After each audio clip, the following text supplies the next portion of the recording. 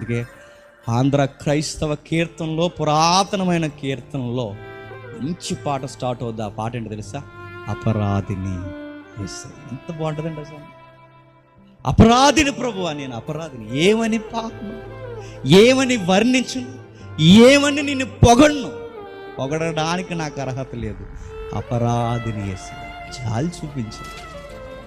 నువ్వు నన్ను కలగ చేసుకోకపోతే ఉనికే లేదయ్యా. నేను అపరాధిని నీ ఎదుట. ఆ పొందిన దెబ్బలు నా కోసమే, ఆ పొందిన గాయాలు నా కోసమే. నేను ఎంత అపరాధినో నీ దేహాన్ని చూస్తేనే అర్థమవుతుంది. ఆ గాయాలు అన్నీ నా వల్లే అయ్యాయని నేను ఎంత అపరాధనో నాకు తెలుసు. నిజమైన పశ్చాత్తాపంలో గమకాలుండవు, నిజమైన పశ్చాత్తాప పాటలో శృతులుండవు, నిజమైన పశ్చాత్తాపంతో కూడిన పాటలలో సవర్ణలుండవు. మరి ఏముంటాయి? పాపపు ఒప్పుకో, ఏడుస్తారు.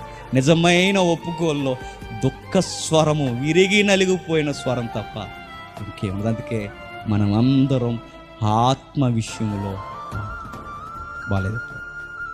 ఇది సరి చేసుకో.